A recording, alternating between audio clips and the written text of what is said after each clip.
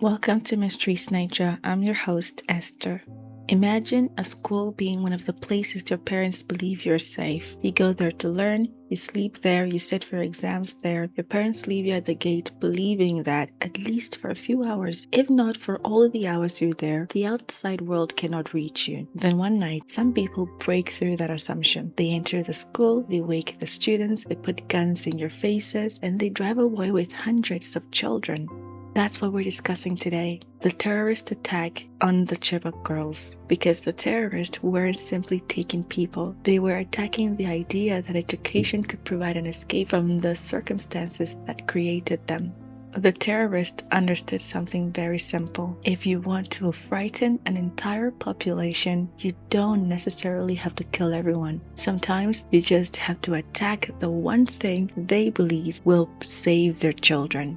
On April 14, 2014, it was supposed to be an ordinary night for hundreds of teenage girls in Chibok, Borno State. They were students preparing for their final examinations. The parents thought they were safe inside their school. Then sometime during the night, armed men arrived. They weren't there to teach, they weren't there to negotiate or discuss with the girls. They were members of Boko Haram. And before the night was over, 276 girls had been taken. Some escaped, some were eventually rescued, some returned years later, but more than a decade later, most of the girls are yet to come home. The kidnapping became one of the most infamous mass abduction in modern history. It gave the world a slogan, "Bring back our girls." But Chibok wasn't where Boko Haram began, and it wasn't where the horror ended. Behind the 276 girls that were taken is a much bigger story. A story that began with a preacher in northern Nigeria. A story about poverty, radicalization, government corruption, religious extremism, military violence, mass killings, suicide bombings,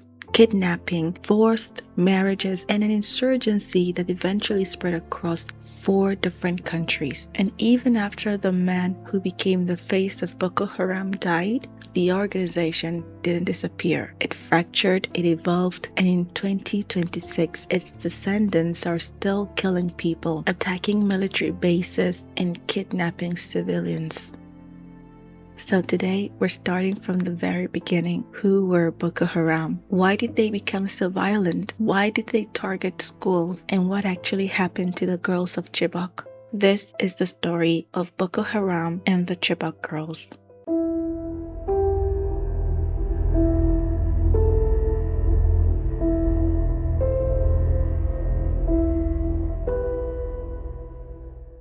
To understand the story surrounding the Chibok girls and their abduction, we have to go way back to the beginning of the terrorist group Boko Haram. The group's roots are generally traced to Muhammad Yusuf, a charismatic Islamic preacher who established a religious movement in northern eastern Nigeria around 2002. Yusuf was based in Maiduguri, the capital of Borno State. He had 4 wives and 11 children and was said to live a luxurious lifestyle. His followers were deeply critical of Nigeria's political system and Western influence. The movement rejected what it regarded as a corrupt secular society.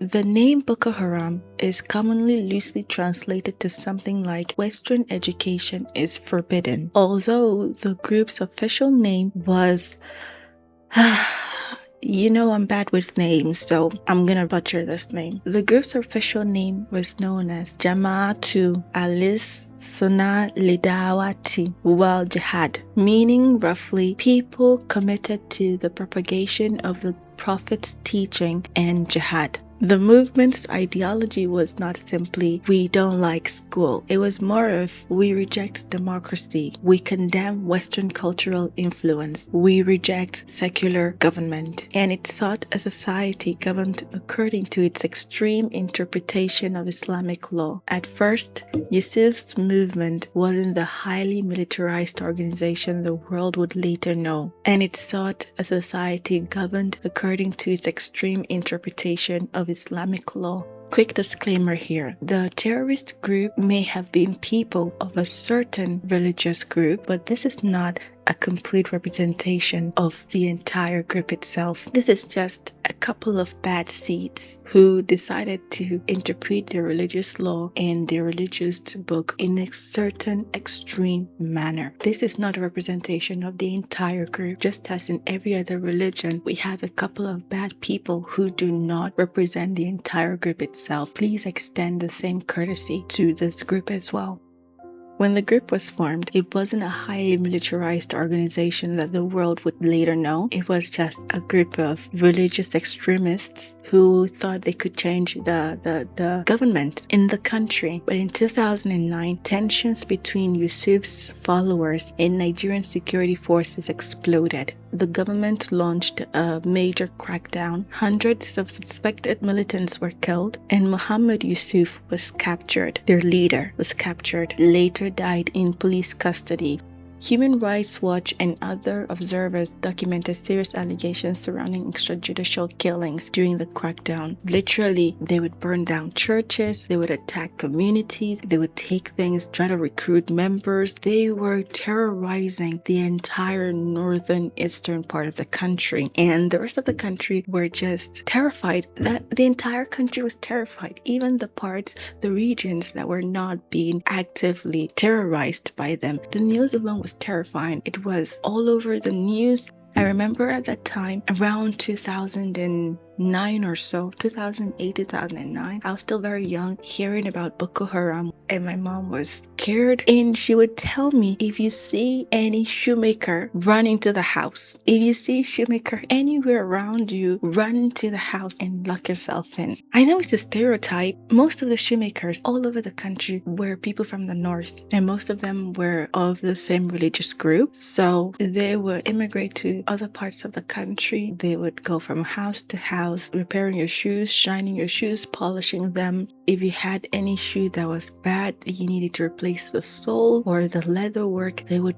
do it like real time. Just sit there, spend an hour, two, more, less, few minutes, get it all done. You pay them, and they were cheaper than going to actual shoemakers at the market, because most of them are living in a different part of the country where they don't speak the language, they don't have the people around. They would carry tiny weapons with them. At least that's how I choose to believe it. They would carry tiny weapons with them, like a tiny knife. They would have it with them. They would shove it in their shoes or between their pants, because if I were to be in a strange place where I know people don't really look at me favorably, I'd feel very, very uncomfortable, especially if I'm going from door to door, walking into people's compounds that are gated and fenced. So they would have that, and once in a while, if they feel cornered or they feel like they're in danger, they would stab people with a knife. So with the terrorist attack, most of the northerners left other parts of the country and returned home, because everyone were hunting them down, believing they were part of the terrorist attack, especially if they frisked one up and they found a tiny knife with them. They'd be like, yeah, you're a terrorist. And everyone then would believe, yeah, why do you have a knife? You're a terrorist. They're just protecting themselves in a strange place where no one really wants to be friends with them. And because they're all being attacked, they're all being accused of being terrorists, they all returned home, and that really solidified it for everyone else. See, they're going back home to join their brethren in the terrorist attacks. So everyone were like vigilantes. They were looking out for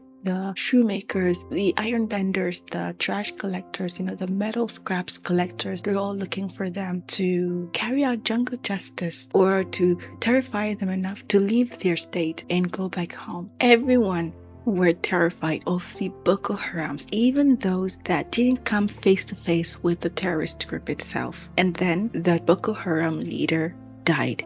Muhammad Yusuf died, and people thought, okay, their leader is dead now, the group should diminish, they should break apart and capiche. But instead of the followers disappearing, they became more violent. And one of the people who emerged as its new leader was Abubakar Shekau. Shekau. Yeah, sounds right. When it comes to bad people's names, I sometimes don't even research them. I go with their spelling phonetics. Abubakar Shekau sounds right. But one of Yusuf's children, known as Abu, Abu Musab al-Barnawi, who was initially born as Habib Yusuf, claimed he was the rightful leader to the Boko Haram group, but Abubakar Shekau became the new leader. Shekau would eventually become the face of Boko Haram, and under him, the organization transformed from an extremist religious movement into a full-scale insurgency. Boko Haram began attacking police, military installations, government buildings, churches, mosques, markets, schools, villages, and ordinary civilians. In 2011, the group carried out the suicide bombing of the United Nations building in Abuja, the capital territory, killing at least 21 people. In January 2012, they coordinated bombings in Kanu, killing more than 180 people. And this is very important. Boko Haram wasn't just attacking Christians. It wasn't just attacking Westerners. It was attacking anyone it considered an enemy. And that included Muslims as well. In fact, Muslims made up a huge proportion of Boko Haram's victims. The group considered Muslims who cooperated with the Nigerian government or opposed the insurgency or rejected its ideology to be legitimate targets. Schools became a particular target, and this wasn't accidental. Boko Haram viewed Western-styled education as part of the system it wanted to destroy. Children weren't simply students. To the organization, they represented the next generation. And girls' education carried an additional ideological significance, given that in the North, certain families still don't see the need to educate their girl children. They prefer to send their sons to school because they believe those are the people that will carry on the family bloodline, who will elevate the family name. And girls' education to the Boko Haram was of more ideological weight than male education. So Boko Haram attacked schools, especially schools housing girl students. In January 2014, militants attacked federal government's college in Buniyadi, Yobe State, killing dozens of students, basically telling the government and everyone that schools were no longer safe. Then came Chibok. On April 14, 2014, the government girls' secondary school in Chibok was preparing students for their final exam. The school was located in a predominantly Christian area of Borno State. There were hundreds of girls inside. Then Boko Haram militants arrived. They attacked, and the attack reportedly includes them setting the school on fire, forcing the girls out, loading them into their vehicles, and moving towards Sambisa Forest. According to the United Nations documentations, 276 girls were abducted, but 57 girls escaped shortly after. Some escaped on their way to the camp, and others escaped from the camp. What really happened on that night? We have a few accounts of what happened that day due to some of the girls who escaped who have spoken up. We have about 2 of them who have spoken. One of them is named Joy, and she recounts what happened that night. And there's a second girl who also gave an interview, and her account of the incident is very similar, exactly what Joy herself said. According to both girls, they were all preparing for their final exam. These are teenage girls. They are in their dormitories. It's sometime before midnight. They start hearing gunshots in the community. Normally, they don't hear stuff like that, but they've also heard of Boko Haram terrorizing nearby cities and attacking the men, killing the men, sometimes forcing themselves on the women, or other times just killing the men and walking away, stealing from the families. So they are aware there are terrorist groups that are terrorizing people in neighboring communities. So when they heard that, they started to get panicked, but they didn't think they were inherently in danger or any of that, also because they have security guards who are meant to keep an eye on the girls, watch out and make sure they're all safe. And one of the girls also said that they had male students also attend at the school. Even though it was a girls' secondary school, they also had male students who were only allowed to be day students. They couldn't board at the school, as the boarding houses were all exclusively for the girls. So the male students would attend. Given this was one of the few schools in the community, they allowed male students to study there as well, but they would have to leave at the end of the school day, while the girls would move on to the boarding dormitories and continue their day. They lived there. And some of the girls were not actually from Chibok itself, the community of Chibok, but they're also from neighboring towns. Given that it's just girls living there, they had security guards that would stand outside the gates, keep watch, make sure the girls are safe every day. And the teachers, some of the teachers lived close to the school, but they hardly had a lot of adults, school staff working on campus once the girls went to bed. They just had the security guards who would keep watch. And once in a while, when a girl got spooked or scared or maybe had a bad dream or got afraid for whatever reason, the security guards would rush in and stay in the room with them until whoever was afraid or panicked was soothed and everything went back to normal and everyone would go back to sleep. So they heard the noises. They're now waking from their sleep. Suddenly they heard motorcycles in the school, what's the word? Vicinity, the school compound. They heard bikes, so they looked out and it was their teachers' bikes. Some of the teachers that live close to the school, they saw the bikes and thought, oh, that's Mrs. this bike, that's Mr. that bike. So they're like, okay, maybe the teachers are coming to school to keep us safe. Maybe they're tourists in the community. So they started to feel a little relaxed and suddenly the doors burst open. Some military-looking men walked into the room. They're thinking, could this be our security guards? They don't look like the security guards that usually come in to keep us comfortable, but maybe it's a new hire. So they're thinking at first, this must be the security guys from the gates. They're coming in to keep us safe, and they're still expecting the teachers to walk in anytime soon, unaware that the guys in the room are the same guys that rode in on their teachers' bikes, meaning these militants have already rummaged through the community, have attacked homes, including those of their teachers, and taken the motorbikes of the teachers to ride into the school community. So far, it didn't seem like they came with a plan, more like they're playing it by ear. Whatever comes to mind, whatever opportunity comes up, they seize it. So they're there. The girls are looking at them. They start asking questions like, where are the teachers? And the girls tell them the teachers usually don't stay here. Some of them live close by, but some of them stay until we go to bed and then they leave. So they ask, who keeps you guys safe? Who's the security worker? Say, oh, we have some security workers. They usually stand by the gate and they keep watch to make sure no one comes in or no one leaves. And they asked what about the boys? You guys have the boys? Any boys around here? And they told them, we have boys that school during the day, but there are day students, they're not boarders, so there are no boys around. If you want to see the boys, you have to come tomorrow during the day because they leave at the end of the school day. At this point, from the questions they're being asked, they can easily piece together, okay,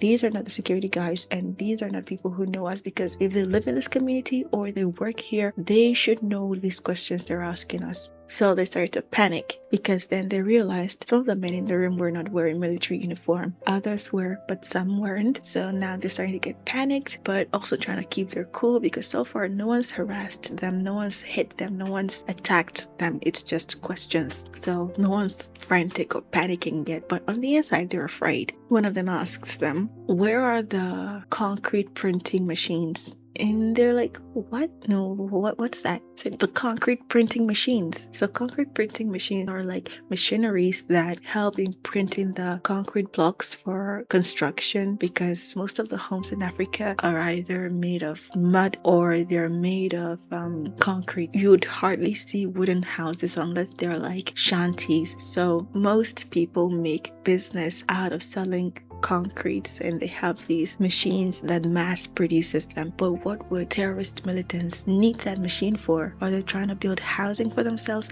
Because at the time they were believed to be hiding out in the Sambisa forest. In the forest, you really cannot have housing. Are they living on trees? Are they just living in the wild like animals? Were they thinking of building homes for themselves in the forest? Is that why they needed the printing machines? That would be the most reasonable explanation as to why they were asking for the printing machines. Was the school expanding that they thought, oh, if they're expanding, building new structures, they should have this machine? We will never know. But the girls said, both girls that gave interviews said they were asked that question, and they told them, we have no idea what that is to begin with, and even if the school had it, we don't know where they would keep it. So they asked, what about the food? What do you guys eat? Where's the food for you guys? And the girl said, yeah, the school feeds us, so the food should be in the school kitchen. So they pulled out 2 girls from the crowd. Let's go. At this stage, they've already rounded up all the girls from all the dormitories, and they're all in one place. So they took out 2 girls to lead the rest to the kitchen. The 2 girls led them to the kitchen,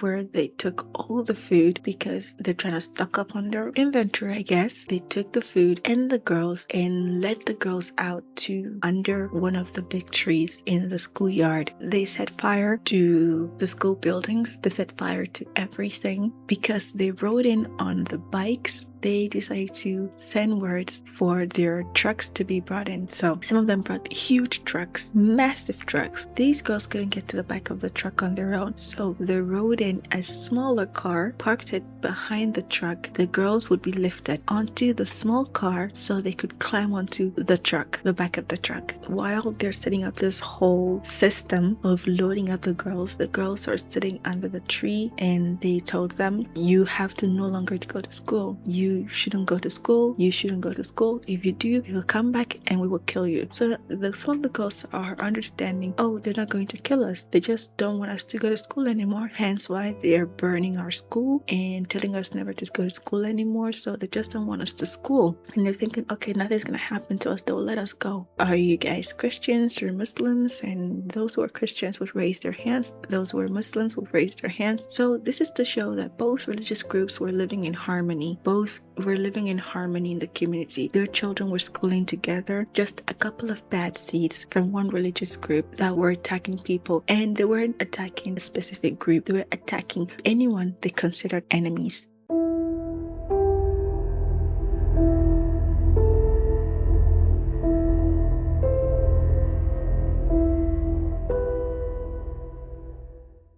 When they found out, okay, these ones are Christians, these ones are Muslims, they were like, doesn't matter. Whatever your religious group is, doesn't matter. If you want to live, you're going to get into the truck. If you want to live, get into the truck and come with us. If you don't want to come with us, don't get in the truck and we'll kill you before we leave.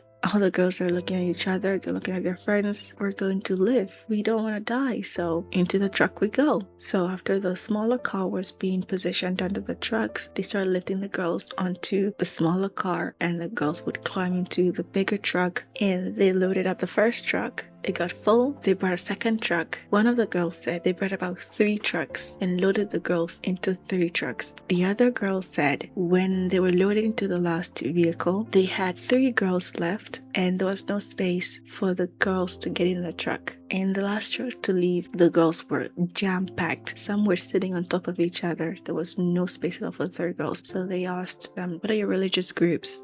The girl giving the interview said she knew them because they were all classmates, schoolmates. 2 of them were Christians. 1 of them was Muslim. When they were being asked, they told their religious groups, and one of the terrorists was like, it doesn't matter, let's just kill them. We're not going to leave any of them and take the others. Let's just shoot them. And the other was like, no, there's no space for them, but we're not going to kill them. So far, they hadn't shot or hit or beat any of the girls. They hadn't physically hurt the girls yet. So he was like, no, we're not going to shoot them. The other is pointing gun at them, saying, I'm just gonna shoot them. There's no space for them. Their luck. We're gonna kill them. No, we won't. Put the gun away. This is not to humanize him or anything, but the guy there was like, we're not gonna shoot them. Put the gun away, and told the 3 girls to run off into town. Run home. If your home is close by, just run home. And the girls ran into town to look for help, and the others were taken. 276 girls, almost 300 girls, about almost 100 in each truck are being taken away. The girls are in there. They have no idea where they're going. Now we know the girls are being taken to some piece of forest. But at the time, the girls had no idea where they're being taken. Are we going to be taken out of town, out of the state, to a different country even, a different neighboring African country? They had no idea. So they are panicked. They're terrified. Some of them thought, we have no idea what's waiting for us wherever we're going. So I'm going to take my chances now. I will jump this vehicle. I'll jump out of this truck. A truck that I needed a vehicle to climb onto, to climb into the truck. I will take my chance and jump out of it while it's moving. And hopefully they don't hear it, they don't hear me or see me. So some of the girls started to jump out of the vehicle. They'll tell their friends, I'm jumping. Are you coming with me? Because it's a huge truck with an open back. Because they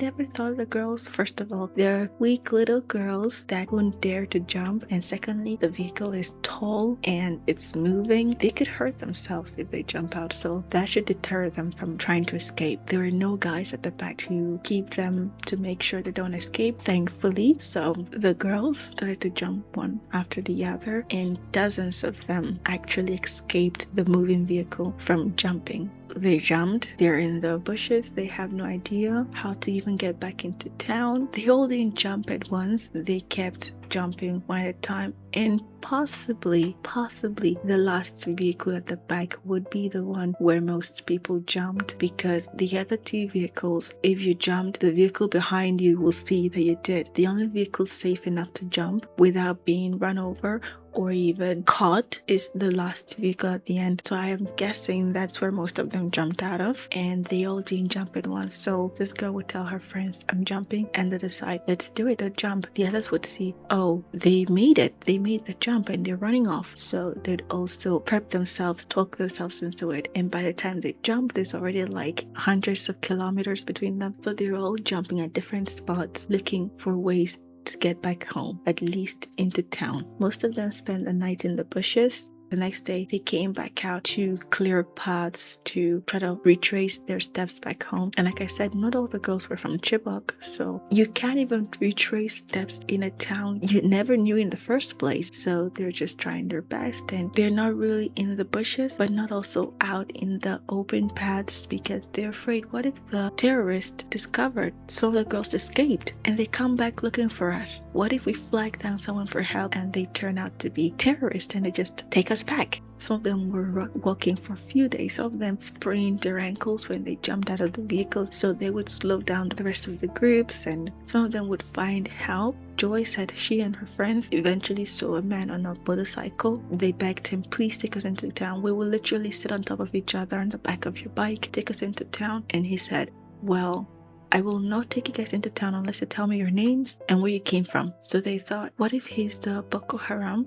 that's trying to confirm we were one of the runaways? So they thought, do we not say anything and let him leave without helping us, or do we tell him and hopefully he's not a bad person? So they told them, we are the girls from the girls' school in Chibok. We were abducted, but we escaped and we're trying to go back into town to find help. And he told them, get on. They got on the bike. They were scared. What if he's just taking us back to their base? Luckily, he drove them into town and dropped them off where they told him to, and they went looking for help. Some of them ran home to their parents to tell them what happened. By the time they got back, the whole town was in disarray. Everyone had known the girls were missing because they saw the school being burned. None of the girls were there, and the town was being attacked by Boko Haram. So clearly, putting two and two together, the girls were taken. And those who escaped and were able to make it back to town told the rest of the town, yes, we were taken. We just managed to escape, but the rest wasn't so lucky. We were taken.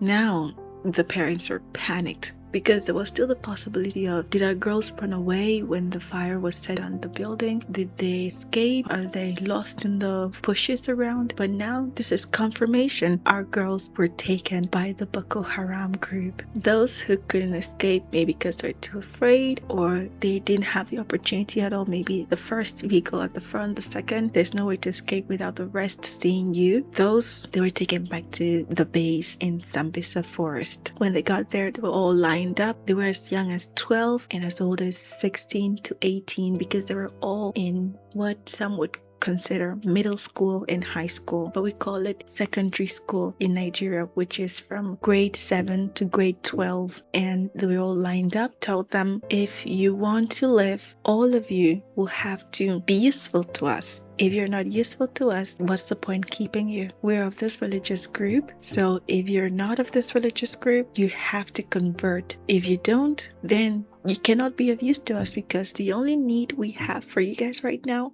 is copulation, marriage. That's what we want from you girls. and we can only marry you if you're of this religious group. So if you don't want to convert to this group, we cannot marry you. So what's the point of keeping you? You're going to be killed. So the girls converted to the religious group and the men married the girls. According to the rumors that were spreading around the time that we heard, even for a few years afterwards, the men were of greater number than the girls. So some of the girls would have to be shared by multiple men. They just wanted guilty pleasure of the flesh, I guess. They didn't need any authority or ownership over the girls. Some of them didn't mind multiple men sharing a girl, and those were mainly the ones who were hesitant to convert. So until they did, they were merely objects to the terrorists, and those who were already of the religious group or immediately converted, they were immediately married off to some of the members. And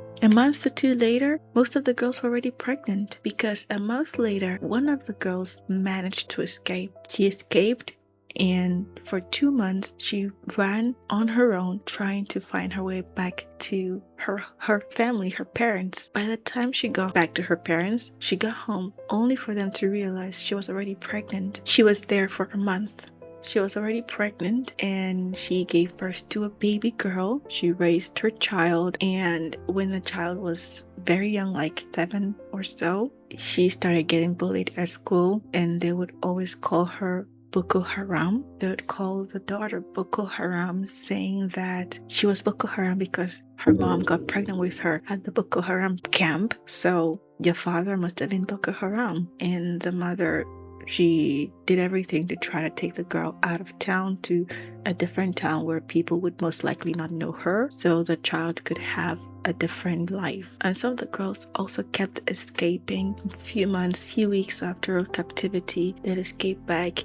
The girls would be taken by the government, and they'd be given residence, a place to live, so they could start to process their trauma. They're given a place to live. Some of them already had children, some were pregnant. They had to make provisions for the new babies as well. The Nigerian government initially, they faced enormous criticism over its response. Families demanded answers, students protested, activists mobilized, and the hashtag Bring Back Our Girls spread around the world. Politicians, celebrities, and activists joined the campaign. Michelle Obama famously held up a sign saying, Bring Back Our Girls. But behind the hashtag were hundreds of families, mothers, fathers, brothers, sisters, people who went to sleep not knowing whether their daughters were alive. And this is where the Chibok story becomes particularly painful. Eventually, the world moved on. The girls' families couldn't, because they kept wondering what is happening to our daughters right now. And like I did mention, the girls were held in Boko Haram territory in Sambisa Forest. Some were forced into marriages. Some were forced to convert. They became pregnant. Some were subjected to sexual violence, and some were used as forced labor. And Boko Haram also used women and girls in suicide attacks. The United States government documented Boko Haram's use of women and girls in forced labor, sexual servitude, forced marriages. And Boko Haram also used the girls in suicide attack, as stated in the United States government documentation of Boko Haram's activities. The group simply wasn't kidnapping people for ransom. They never requested for ransom from the parents. They never wanted ransom. They abducted those girls for selfish reasons, for personal selfish reasons, to use them as a pawn in their war against the government. In 2016, the Boko Haram group began breaking apart. Abubakar Shekau had pledged allegiance to ISIS. And ISIS is another group similar to the Boko Haram that was operating out of Iraq. Abubakar pledged allegiance to ISIS. ISIS accepted the pledge, and the organization became known as Islamic State West African Province, or ISWAP. But ISIS didn't like Shekau's leadership. One of the major disagreements involved his willingness to kill Muslim civilians because, like I mentioned, majority of their victims were Muslims. anyone they considered enemies. ISIS wanted a more disciplined insurgency that would focus heavily on military targets and build a functioning system of control. Shekau wasn't interested in being told how to run his own terrorist organization. So Boko Haram split. One faction remained loyal to Shekau and the other became ISWAP. And from that point forward, the phrase Boko Haram became complicated because people couldn't tell, was it the Shekau-led group or was it the ISWAP?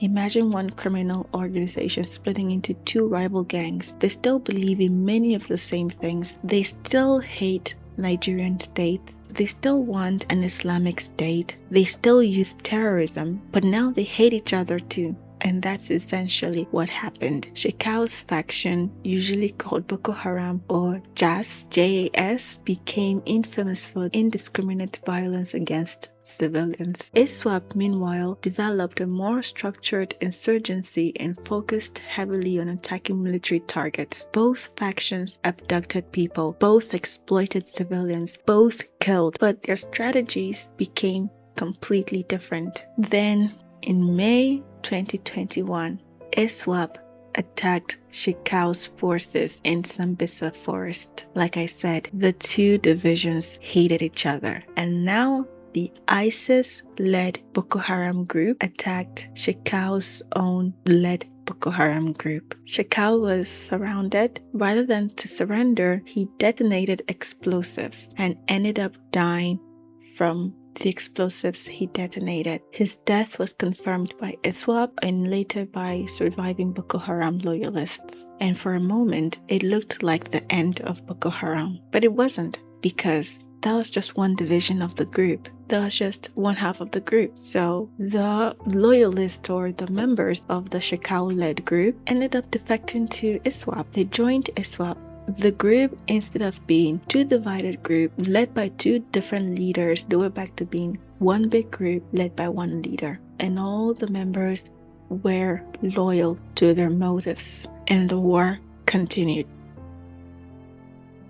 Today, most documentaries are outdated. If someone tells you Boko Haram was destroyed after Shekau died, that's wrong.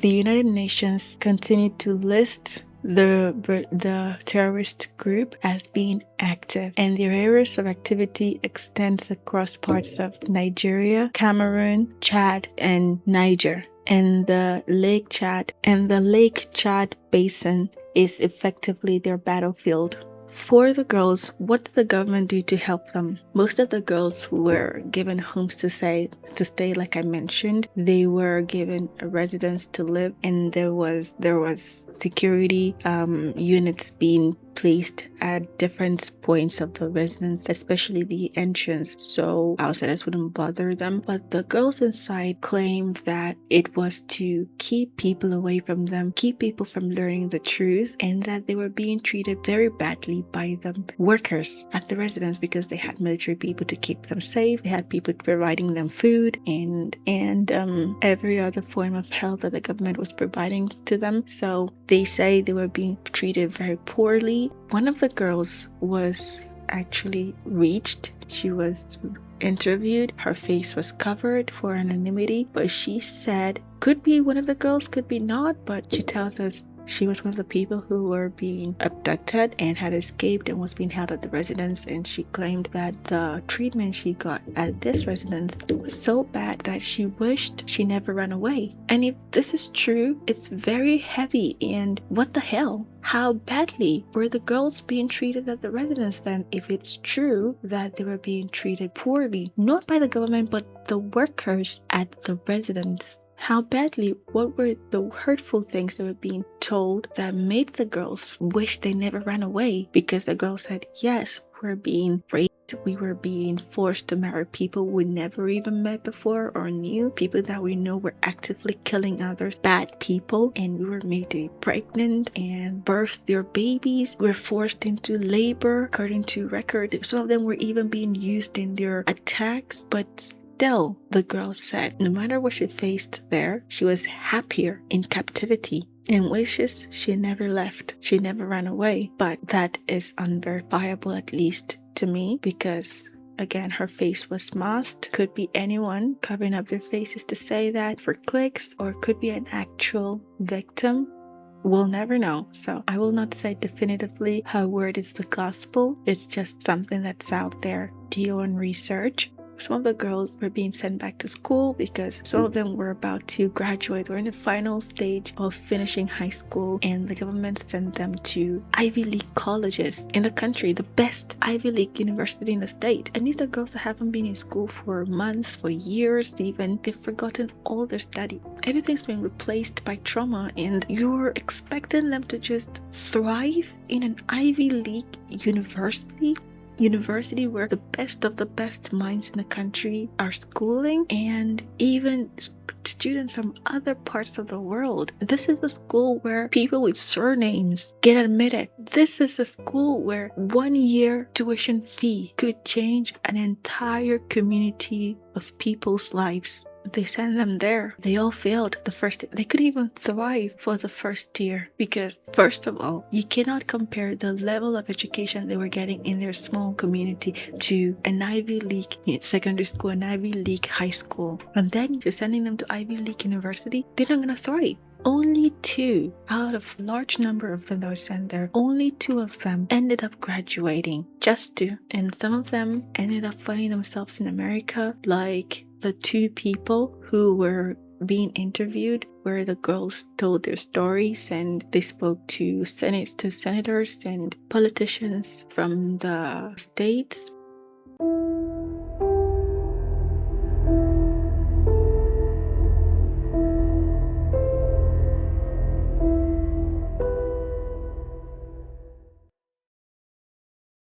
Dozens of the Chibok girls are still in captivity to this very day. Now they'd be in their late 20s or even early 30s, depending on how old they were when they were captured. Some would be in their early 20s even. It's been 12 years since they were captured. Those who were 18, 19, they'd be 30 to 31 now. Those who were 12, they'd be like 24 now. And we still don't know if they're dead or alive, if they're even in the country still, since Boko Haram are active in 4 to 5 other countries now. Some of them, we don't know how they're being divided, who's sent where. Are they the men who were married to the girls because they have children now? They travel as a family unit. We have no idea what's happened to those girls. But we know for sure their families are still waiting for them to be back. Some of the mothers, some of the parents are interviewed, and they'd say, even if they have 3 children, even if they gave birth to a whole community, we want our daughter back. We don't mind them coming back with those babies. We will help her take care of those children. We will not blame them or fault them for their father's sins. We will help her. We just want our daughter back. One of the men ended up having a change of heart, surrendered to the government, said he woke up one day and found God, decided what he did was wrong, and he wanted to pay penance for his actions, his lifestyle, his life decisions, and he ended up leading the Nigerian military to some of their hideouts, and some of them were attacked. A couple of people were killed, and he said he truly regrets what he did, and he hopes that